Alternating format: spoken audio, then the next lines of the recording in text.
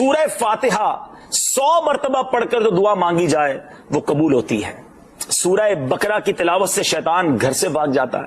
آیت الکرسی پڑھنے سے محتاجی دور ہوتی ہے. سورہ کہف کو ہمیشہ پڑھنے والا دجال کے فتنوں سے محفوظ رہے گا. والدین کی قبر پر ہر جمعہ سورہ یاسین کی تلاوت کرنے سے اس کی حروف کی تعداد کے برابر ان کے گناہ بخش دیے جاتے ہیں. سورہ الدخان پڑھنے سے مشکل دور ہوتی ہے. جو قریب المرگ ہو اس پر سورہ جاسیہ کا دم کرنے سے خاتمہ بالخیر ہوتا ہے. سورہ حجرات کا پڑھنا اور دم کر کے پینا گھر میں خیر و برکت کے لیے مفید ہے. سورہ قاف پڑھنے سے جو باغ ہوتے ہیں ان کے پھلوں میں کثرت ہوتی ہے. سبحان اللہ. سورہ رحمان 11 بار پڑھنے سے تمام مقاصد پورے ہوتے ہیں. سورہ واقعہ جو شخص روزانہ پڑھے گا اسے کبھی فاقہ نہ ہوگا. سورہ ملک کو ہر رات پڑھنے والا عذاب قبر سے محفوظ رہے گا. سورہ مزمل کو 11 بار پڑھنے سے ہر مشکل آسان ہو جاتی ہے. سورہ مدثر کو پڑھ کر حفظ قرآن کی دعا مانگنے سے قرآن کریم کا یاد کرنا آسان ہو جاتا ہے. جو بچے حفظ کر رہے ہیں ان کے لیے زبردست وظیفہ ہے. سورہ النازعات پڑھنے سے جان کنی کی تکلیف نہیں ہوگی. سورہ دحا پڑھنے سے بھاگا ہوا آدمی واپس آ جائے گا.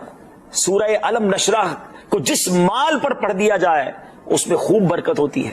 سورہ تین والزیتون جو ہے 3 مرتبہ پڑھنے سے اخلاق و کردار بہتر ہوتے ہیں. سورہ علق میں جوڑوں کے درد کا علاج ہے. سورہ قدر جو صبح و شام پڑھے اللہ عز و جل اس کی عزت بڑھا دے گا. سورہ بینہ برس اور یرکان کا علاج ہے. جس آدمی یا جانور کو نظر لگی ہو اس پر سورہ عادیات کا دم مفید ہے. سورہ قارعہ پڑھنے سے بلاؤں سے حفاظت رہتی ہے. سورہ تکاثر کو 300 بار پڑھنے سے جلد قرض ادا ہو جاتا ہے. کئی لوگ کہتے ہیں جناب قرض بہت ہے, چلے قرآن کا وظیفہ لے لیں. الہاکم التکاثر یہ جو سورت ہے 300 بار پڑھنے سے بہت جلد قرض اتر جاتا ہے. سورہ عصر پڑھنے سے غم دور ہو جاتا ہے. سورہ ہمزہ اور سورہ فیل دشمن کے شر سے حفاظت کے لیے, اور سورہ قریش جان کی حفاظت کے لیے بڑی مجرب ہے, بڑا کمال کا وظیفہ ہے. سورہ ماعون بڑی مشکل کے وقت میں پڑھنا بہت مفید ہے.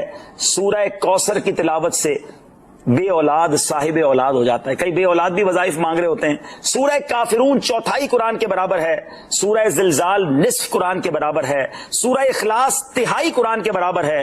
اور سورہ فلق اور سورہ ناس سے جن اور شیطان اور حاسدوں کے شر سے حفاظت رہتی ہے. پھر کیوں نہ ہم قرآن سے دوستی کر لیں, کیوں نہ قرآن کو اپنا ورد بنا لیں.